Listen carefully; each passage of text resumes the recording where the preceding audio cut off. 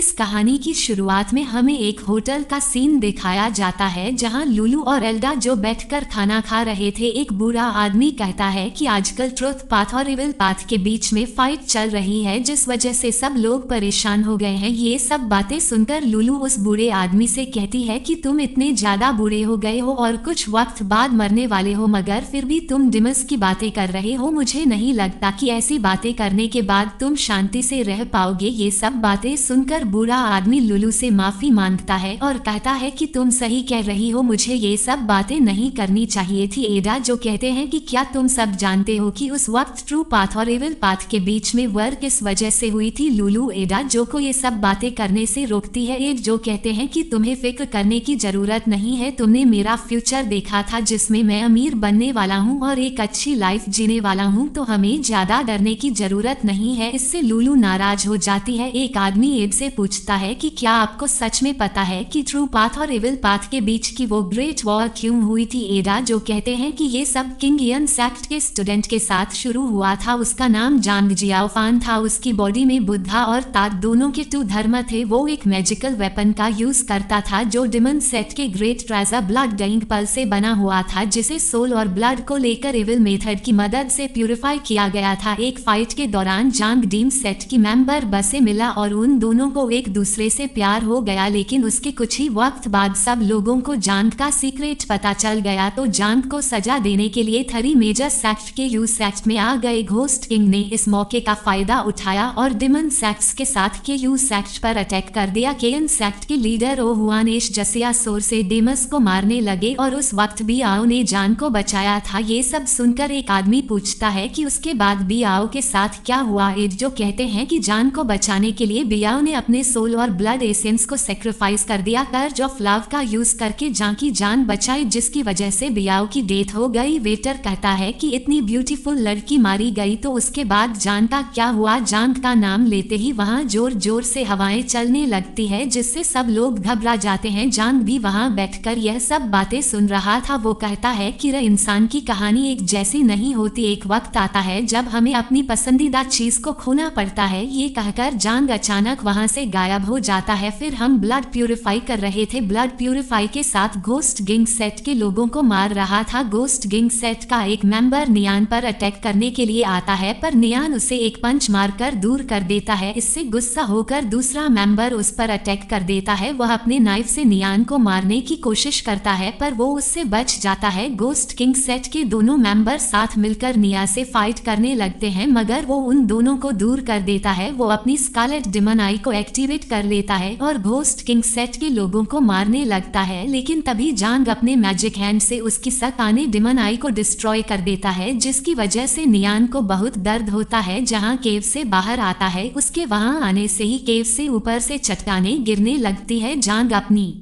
Energy force की मदद से ब्लड ये देखकर ब्लड प्यूरिफाई से एनर्जी रिलीज करता है, जिससे ब्लड प्यूरिफाई पेटेंट को देखकर कहता है कि हमारा ब्लड आज इसके खत्म होने का वक्त आ गया है। ये कहते हुए निहान जान के पास जाने लगता है, तो उसके साथ ही लिनफे और निम भी उसके साथ चले जाते हैं। ये निया से कहता है कि आप ये क्या कर रहे हैं, हम सब ने अपने इस सिस्टर के स्टेचू के सामने प्रॉमिस किया था कि हम कभी भी हार नहीं मानेंगे और दूसरे लोगों का गुलाम नहीं बनेंगे, तो अब आप ये सब क्यों कर रहे हैं। नियान कहता है कि सिचुएशन हर इंसान को बदल देती है, अब हम कुछ नहीं कर सकते, इसलिए तुम भी ये जीत छोड़ो और हमारे साथ आ जाओ। येगो कहता है कि दूसरे लोगों ने हमेशा से हमारे ब्लड प्यूरिफाई परेशान किया, तो अब मैं उन लोगों का साथ कैसे दे सकता हूँ, भले ही मुझे मरना क्यों ना पड़े, मैं ब्लड प्यूरिफाई की। अगर ऐसी बात है तो तुम अकेले ब्लड प्यूरिफाई को ब्लड प्यूरिफाई थी, जिस वजह से वह कहीं नहीं जा पाता। जान तेजी से उसकी तरफ बढ़ता है, जिससे डर कर येगो अपनी आंखें बंद कर लेता है, लेकिन जांग उसे कुछ नहीं कहता और साइड में जाकर खड़ा हो जाता है। येगो कहता है कि अगर तुम मुझे मारना चाहते हो तो मार सकते हो, पर मैं तुम्हारा साथ नहीं दूंगा और मुझे तुमसे डर भी नहीं लगता। जान कहता है कि मैं तुम्हें नहीं मारूंगा और आज से तुम मेरे साथ रहोगे। येगो कहता है कि तुमने ब्लड प्यूरिफाई कर दिया, तो अब तुम मुझे अपने साथ क्यों रख रहे हो। जान कहता है कि मैं गोष्ठी किंग सेट का डेप्यूटी लीडर हूँ, अगर तुम मेरे साथ नहीं रहोगे तो डीन सेट से तुम्हें मार देंगे और ट्रू पाथ भी भी तुम्हें मारना चाहता है। अगर तुम मर गए तो तुम्हारे साथ ब्लड प्यूरिफाई सब क्यों कर रहे हो? मगर जांग इसकी बातों का कोई जवाब नहीं देता और वहां से चला जाता है। जांग बाम्बू फॉरेस्ट में जाता है जहां जांग का मंकी जियो भी था। वो जांग को देखकर बहुत खुश होता है और उसके शोल्डर पर बैठ जाता है। जांग उड़कर वहां से चला जाता है। वह किंग या सेट के ऊपर से उड़कर जा रहा था, जिस वजह से किंग यू सेट के गार्डियन वाटर क्लीन को ब्लड डेरिंग पल के बारे में पता चल जाता है, जिससे वो बहुत ही ज्यादा गुस्सा हो जाता है और पानी से बाहर निकलकर वाटर फॉर्मेशन को एक्ट करने लगता है। उसे देखकर स्टूडेंट्स घबरा जाते हैं। कुछ स्टूडेंट्स एक फॉर्मेशन को एक्टिवेट करते हैं और जम शू शू उस फॉर्मेशन में पावर ट्रांसफर करता है। क्यू हाओ अपनी आइस पावर की मदद से वाटर फॉर्मेशन को फ्रीज कर देता है, मगर फिर भी वाटर क्लीन उन पर अटैक कर देता है। तभी लू जुए की वहां जाती है। वो अपनी मल्टीपल सोट की मदद से वाटर फॉर्मेशन को डिस्ट्रॉय कर देती है। इतने वक्त में जांग कियू सेट के काफी दूर चला जाता है, जिससे वाटर क्लीन शांत हो जाता है। लू जुए की वाटर क्लीन से माफी मांगती है, इसलिए वो वापस पानी में चला जाता है। जंग शू शू पूछता है कि आखिरकार सुप्रीम स्वीट बीस्ट को क्या हो गया। वो अचानक अगर आपको हमारी एनिमी एक्सप्लेन वीडियो पसंद आती है तो प्लीज चैनल सब्सक्राइब करें।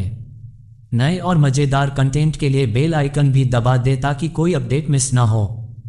कितना गुस्सा कैसे हो गया। वो कहता है कि मुझे भी इसके बारे में कुछ नहीं पता, पर मैं खुद की किसी को चोट नहीं आई। फिर हम जांग को देखते हैं। वो एक फ्रोजन केव में जाता है जहां बियाओ की डेड बॉडी रखी हुई थी। जांग उसे कहता है कि आज भी मैंने एक सेट को बर्बाद करने में तुम्हारे डेट की मदद की, और वो सेट डेट एस में था जहां हम दोनों पहली बार मिले थे। उस सेट का सिर्फ एक मेंबर जिंदा बचा हुआ है और वो वही आदमी है जिसे पहले मैं मार नहीं पाया था। उस सेट को बर्बाद करने के बाद में बिग बाम्बू पीक में गया था। तुम जिस बाम्बू पर बैठी थी वो बाम्बू आज भी वहां है। इतना वक्त हो गया है लेकिन अभी तक कुछ भी नहीं बदला। ये कहते हुए जांग रोने लगता है और उसे बियाओ की बहुत याद आती है। बियाओ की आंटी यूई बाहर से ये सब सुन रही थी। तभी किंग लांग वहां आता है। वो कहता है कि सेक्ट मास्टर जांग से बात करना चाहते हैं, उसे बाहर बुलाओ। यूई कहती है कि उसे 10 साल होगा। वो जब भी यहाँ आता है सबसे पहले बियाओ से मिलने के लिए जाता है। मैं उसे इस तरह परेशान नहीं कर सकती, यह कहकर वहां से चली जाती है। फिर हम लीन जिंगू को देखते हैं। वो ग्राउंड में बैठकर कट कर रहा था। तभी एडवान जियान जियाई एक कैंडल से उस पर अटैक करते हैं, मगर जिंगू को उसके बारे में पता चल जाता है। वो अपनी सोट की मदद से कैंडल के 2 टुकड़े कर देता है। एक जिहान जियाई दोबारा कैंडल से उस पर अटैक करते हैं। जिंगू अपनी शोट की मदद से कैंडल के बहुत सारे टुकड़े कर देता है और उन टुकड़ों की मदद से सारे लैंप जला देता है। ये देखकर एक जियान जी कहते हैं कि अब पूरे 10 साल हो गए और तुम मेरी सोच से ज्यादा बन गए हो। आज सेट मास्टर किंग यन सेट के स्टूडेंट्स को टोंग दयान पग में बुलाया है। मुझे लगता है कि वो तुम लोगों से कुछ खास काम करवाना चाहते हैं। ये कहकर एड वहां से जाने लगते हैं, जिससे जिंगू को बहुत बुरा लगता है। एड जिहान जी कहते हैं कि मैं बुरा हो चुका हूँ जिस वजह से ऐसी हरकतें कर रहा हूँ, इसीलिए तुम मेरी बातों पर ध्यान मत देना और खुश रहना। ये सुनकर जिंगू अपने घुटनों पर भिड़ जाता है। वह कहता है कि आपने मेरी बहुत मदद की है और एक दिन में सेठ का यह एहसान चुका कर रहूंगा। मैं अपनी इस सोच से डिमांड्स को खत्म कर दूंगा। ये कहकर जिंगू वहां से चला जाता है। कुछ वक्त बाद ग्रैंड मास्टर दाओ जवान वहां आते हैं। इर्तिया जी कहते हैं कि मैं अपनी मौत के इतने करीब हूँ, लेकिन फिर भी तुमने जिंगू को 10 साल तक मेरे पास रहने दिया, इसके लिए तुम्हारा शुक्रिया। दाओ जवान कहते हैं कि उस वक्त मैंने सब मास्टर्स को झूठ बोलकर तुम्हें बचाया। उस वक्त तो तुमने मुझे थैंक्स नहीं कहा और अब तुम जिंगयू के लिए तुम मुझे थैंक्स कह रहे हो। ये काफी अजीब बात है। फिर हम जांग को देखते हैं। वो घोस्ट किंग सेट के लीडर घोस्ट किंग के पास आता है। घोस्ट किंग कहता है कि पहले तुम बिना कुछ सोचे लोगों को मार देते थे, तो इस बार तुमने येगो नाम के ताश को जिंदा छोड़ दिया। शायद तुम भूल गए हो कि तुम्हारे मैजिकल वेपन का ब्लड पल ओल्ड मैन हेजन की विरासत है। ये सब बातें छोड़ो, मुझे खबर मिली है कि वेस्टर्न स्मग के एरिया में ट्रेजर दिखाई दिया है। सारी फोर्सेस इकट्ठा हो गई और लोंगेविटी हॉल भी उनके साथ है। मुझे बताओ तुम्हारे हिसाब से हमें क्या करना चाहिए। जान कहता है कि अब डिमन सेट्स में गोस्ट किंग सेक्ट और 10,000 पॉइजन सेक्ट सबसे ज्यादा स्ट्रांग है। हेवान सेक्ट और लोंगेविटी हॉल इतने स्ट्रांग है। 4 मेजर सेक्ट एक दूसरे को खत्म करना चाहते हैं और वह कभी ना कभी वॉर शुरू कर देंगे, तो उनके वॉर शुरू करने से पहले हम उन पर अटैक कर देते हैं। घोस्ट किंग पूछता है कि हमें सबसे पहले किस सेक्ट से वॉर करनी चाहिए और किस लिए करनी चाहिए। जान कहता है कि हमें सबसे पहले लोंगेविटी हॉल पर अटैक करेंगे क्योंकि उनका मास्टर यू यांग जी बहुत ही ज्यादा ज्यादा घमंडी है। अब एक ट्रेजर सामने आया है तो हम ट्रू से सेक्ट और लोंगेविटी हॉल के बीच फाइट होने का इंतजार करेंगे। जैसे ही वो सब घायल हो जाएंगे हम 10,000 पॉइजन सेक्ट और है 1 सेक्ट के साथ उन पर अटैक करके उन्हें हरा देंगे। गोस्ट किंग कहते हैं कि तुम बिल्कुल मेरी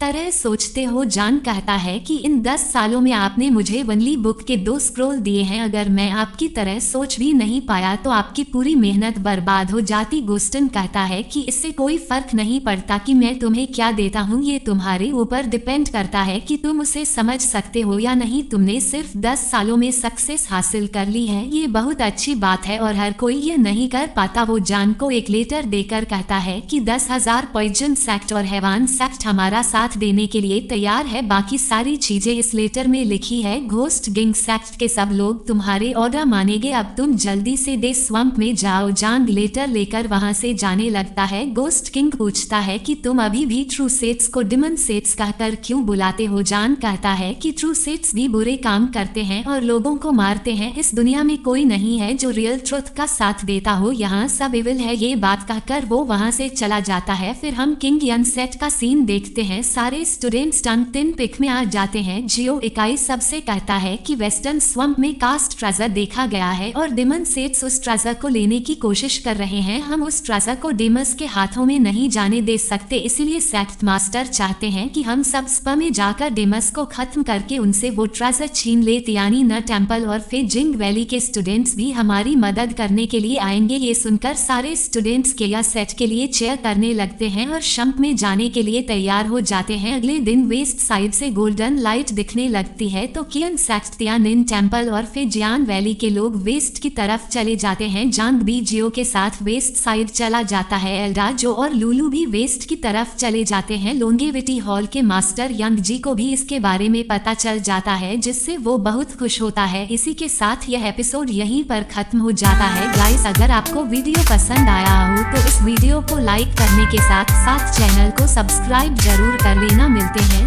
नेक्स्ट वीडियो में। Thanks for watching.